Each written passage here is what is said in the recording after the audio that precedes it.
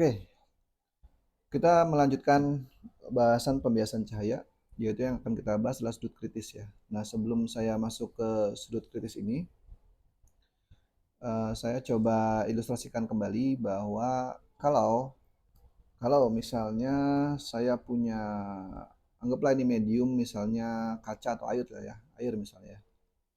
Air itu indeks biasnya lebih besar dibandingkan dengan indeks bias udara. Di sini misalnya udara yang di bawah air, dan kita kita ketahui bahwa N air itu lebih besar dibandingkan dengan N udara. Nah, misal ada cahaya yang ingin keluar dari air ini, ada cahaya datang ke atas ini gitu ya.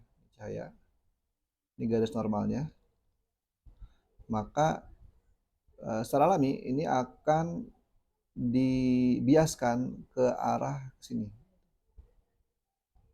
Yang harusnya kan ke sana lurus ya. Tapi karena ada perubahan indeks bias, maka ada pembelokan cahaya ke sini. Jadi misalnya ini theta 1, maka ini theta 2-nya gitu ya. Nah, bagaimana kalau kita perbesar theta 1-nya nih gitu. Kalau kita perbesar, maka dia akan kira-kira gini. Misalnya tadi agak lurus begitu, mungkin kita begini, nanti makin lama makin begini kan gitu. Oh, sorry. Lebih miring ya. Lebih lebih lebih seperti inilah. Dan terus kalau kita perbesar theta 1-nya, theta 1, theta 2-nya begini kan. Nah, kalau kita perbesar terus, maka suatu saat dia akan jadinya tidak ada cahaya yang keluar dari medium, karena dia akhirnya ke sana. Nah, ini namanya sudut kritis. Theta 2 pada saat sinar biasnya adalah sejajar dengan permukaan medium ini.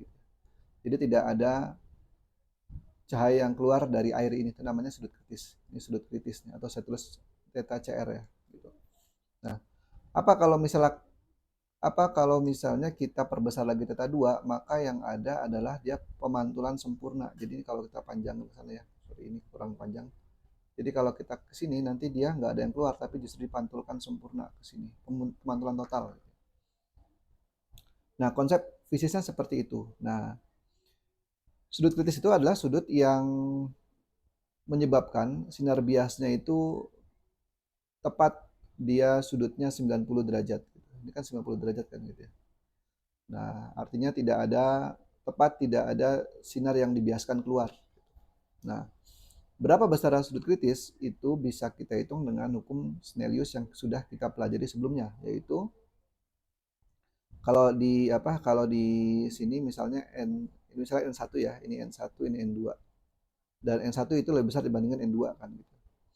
Maka N1 sin theta 1 sama dengan N2 sin theta 2. Ini adalah hukum Snellius. Nah, berarti pada saat keadaan yang ini, theta 2-nya adalah 90 derajat. Jadi pada saat dia kritis gitu ya, berarti N2-nya itu N medium yang lebih rendah ya. Ini sin 90 derajat. Di sini N1 yang ininya berarti kritis kan? N1 dikali sin theta kritis. Saya tulisnya theta CR gitu. Nah, artinya sin theta CR itu sama dengan N2 dikali sin 90 derajat dibagi N1. Nah, kita tahu bahwa sin 90 kan 1. Jadi sin theta CR sama dengan N2 per N1 dikali 1, atau sin theta CR sama dengan N2 per N1. Ini adalah cara untuk mencari tahu berapa theta kritisnya. Theta kritisnya gimana? Theta kritisnya berarti arcus sin dari N2 per N1. gitu. Oke, ini ada contoh soalnya ya. Jadi indeks bias mutlak suatu bahan optis bagi cahaya dengan panjang gelombang 6 kali 10 pangkat min 7 meter adalah 1,16. Oke ya, kita anggap aja ini adalah N1 sama dengan 1,16. Untuk bahan ini, perkiraan sudut kritis ketika cahaya tersebut datang pada batas antara bahan optis tersebut dengan udara, berarti sama ya, N2-nya yang ini N1-nya kan di daerah bawah sini ya. Berarti N2-nya sama dengan 1 karena udara indeks biasnya 1. Adalah berapa nih nilai dari sudut kritisnya? Pakai yang tadi ini. Untuk sin sudut kritis itu sama dengan N2 per N1. Berarti sin theta CR sama dengan 1,16 per 1. Sorry, kebalik.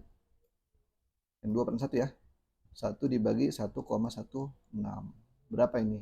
Sin theta CR sama dengan dapatnya 0,862. Berarti theta CR-nya berapa? Ya, berarti arcusin dari 0,862, yaitu sama dengan sekitar 59,5. Berarti ini mendekati 60 derajat. Oke, jadi jawabannya adalah yang D. Oke, mungkin segitu yang saya sampaikan. Jika ada kesalahan silakan dikomentari. Assalamualaikum warahmatullahi wabarakatuh.